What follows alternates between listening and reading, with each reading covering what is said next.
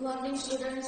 आपल्याला magnetic material या chapter मध्ये magnetic moment of an electron revolving around the nucleus in an atom हा point आपल्याला discuss करायचा आहे. Why they consider the electron is revolving? Negatively charged electron is revolving around the positively charged nucleus in an atom, and electron revolving around the nucleus is equivalent to current flow, and therefore magnetic dipole moment.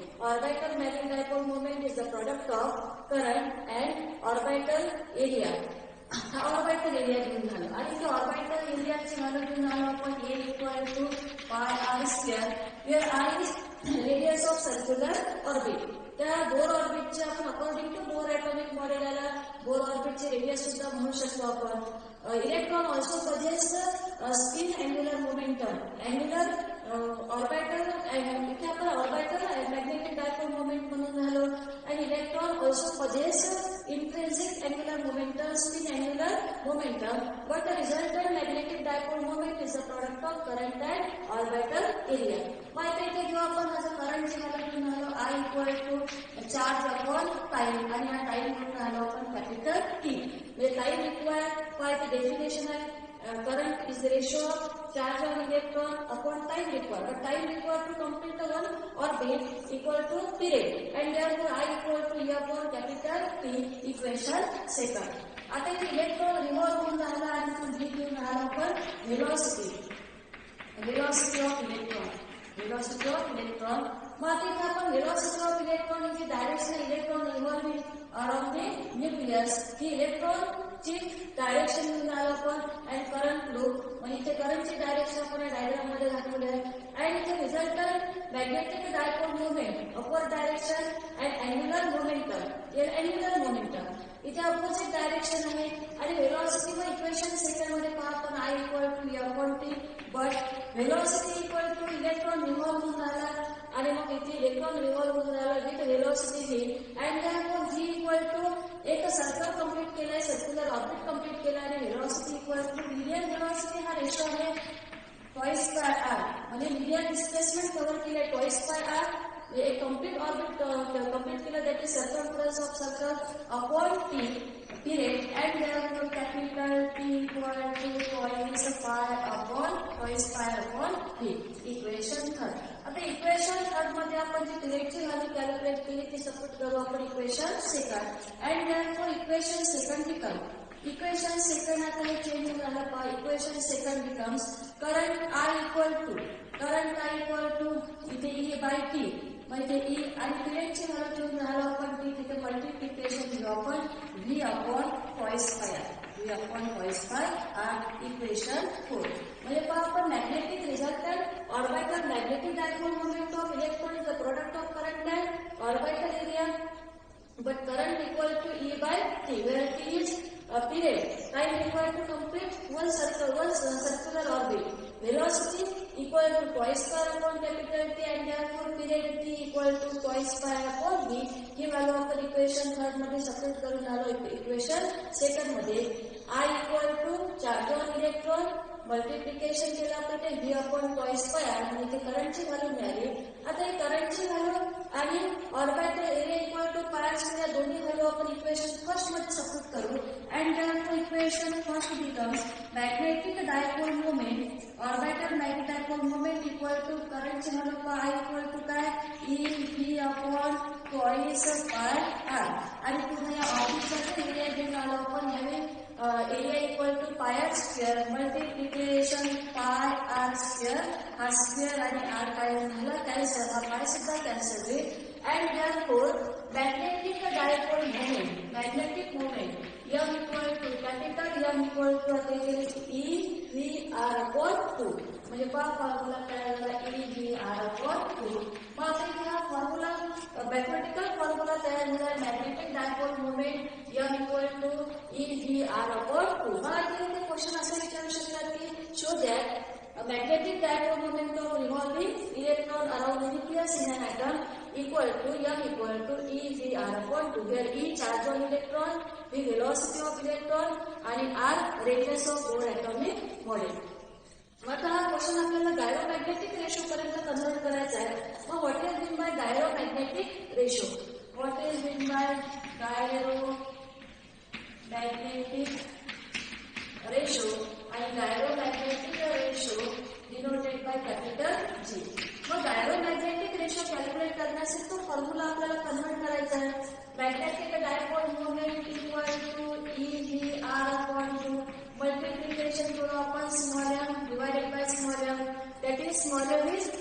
Of electron.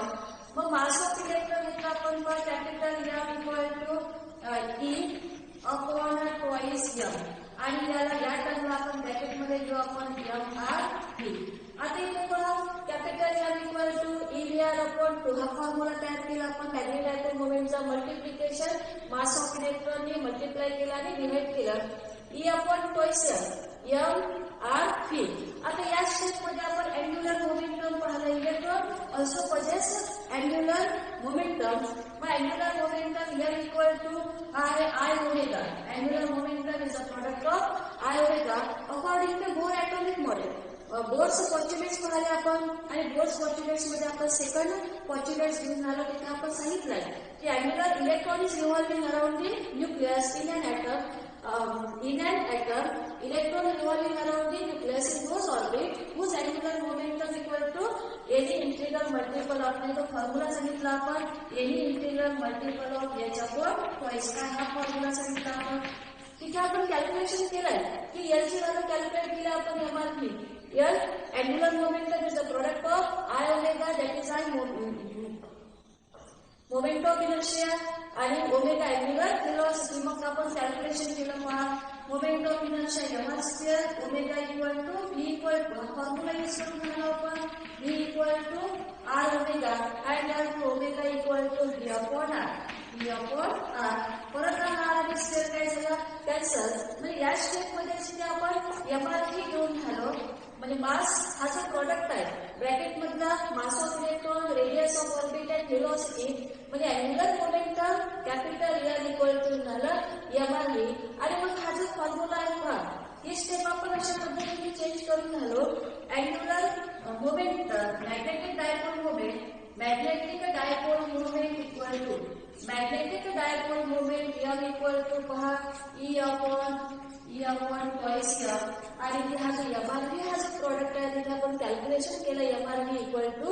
तर इथे angular momentum आणि मग इथे L घेऊन झालो आपण angular momentum.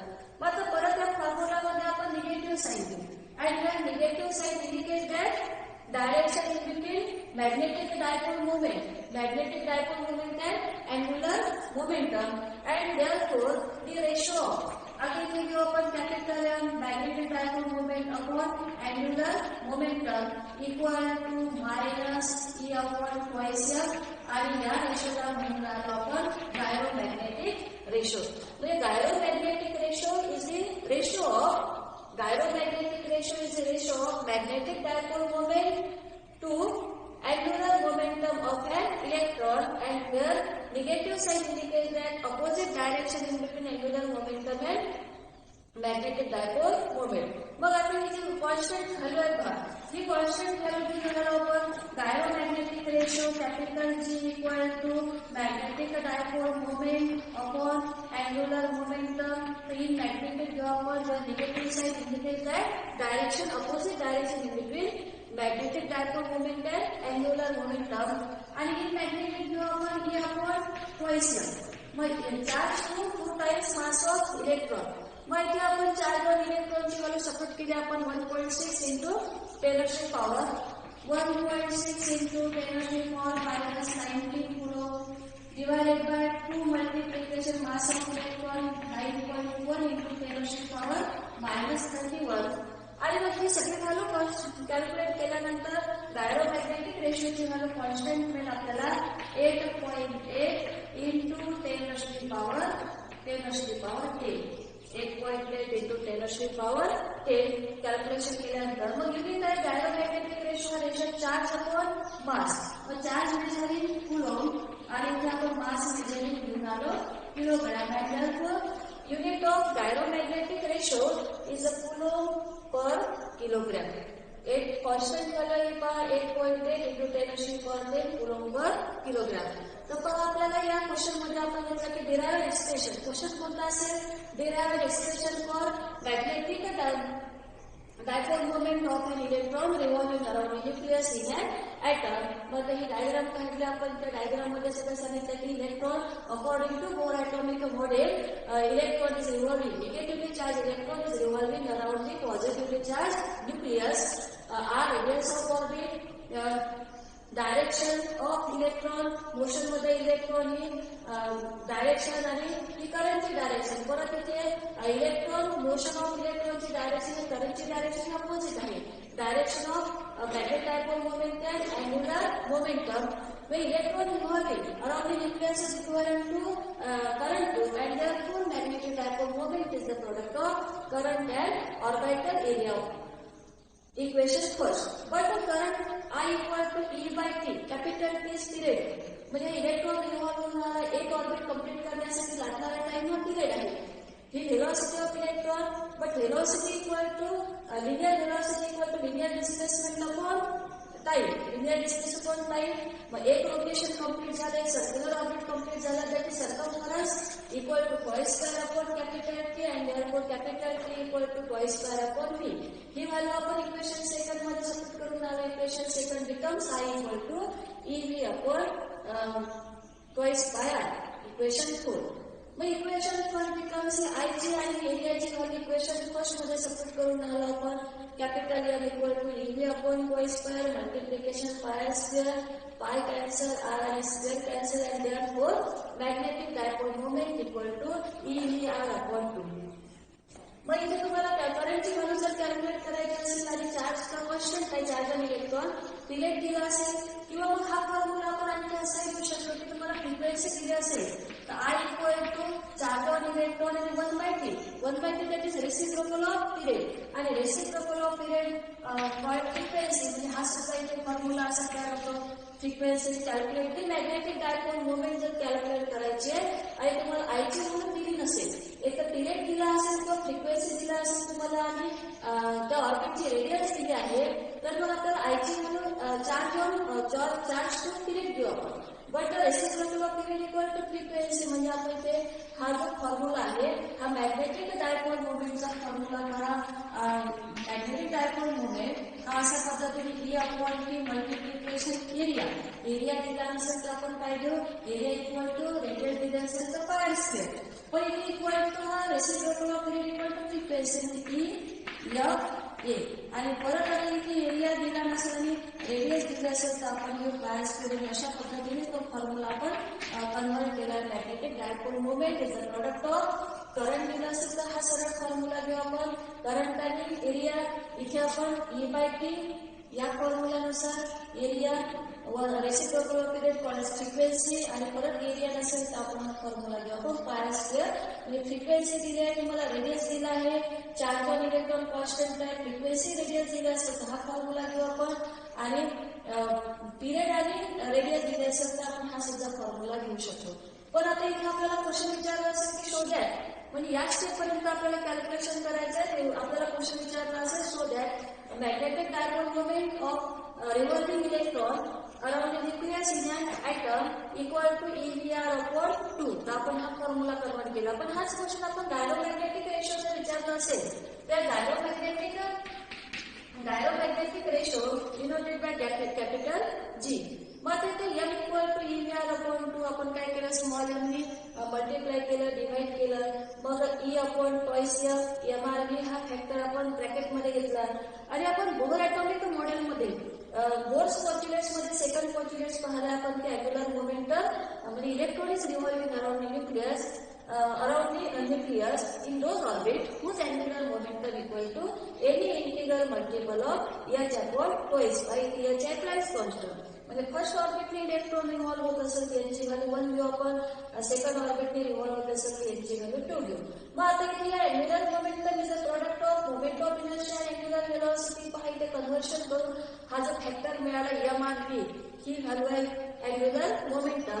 आणि मग इथे आपण कॅल्क्युलेशन केलं पहा. Capital M magnetic dipole moment equal to E upon twice M, आणि हा फॅक्टर याला कॅपिटल N.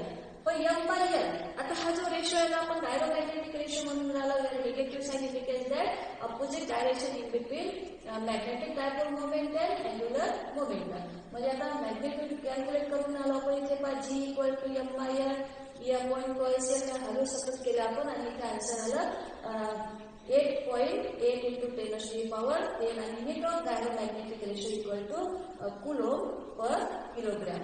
मग आता आपल्याला हा जो फॉर्म्युला आहे magnetic dipole moment equal to EV R upon 2 म्हणजे M by L घेऊन राहिलो आपण म्हणजे M equal to E upon twice L आणि हा MR घेऊन राहिलो.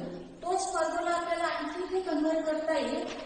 तो फॉर्म्युला आणखी कन्व्हर्ट करता येईल आपल्याला पहा कॅपिटल M म्हणजे magnetic dipole moment M equal to E L upon twice L in magnetic घेऊन राहिलो आणि मग Lची व्हॅल्यू घेऊन राहिलो आपण according to second quadrant of Bohr atomic model angular momentum is equal to any integral multiple of H upon twice pi आणि first ऑर्बिटचा जर विचार केला आपण या इक्वेशन मध्ये यांची व्हॅल्यू आपल्याला 1 घ्यायची आहे आणि मग इथे घेऊ आपण मॅग्नेटिक डायपोल मोमेंट त्याला बोर मॅग्नेटॉन म्हणू आपण Bohr magneton equal to E upon twice M आणि यांची व्हॅल्यू घेऊन आलो आपण H upon twice pi H upon twice pi आणि H upon twice pi हिची व्हॅल्यू घेऊन राहिलो आपण ती angular momentum for first orbit.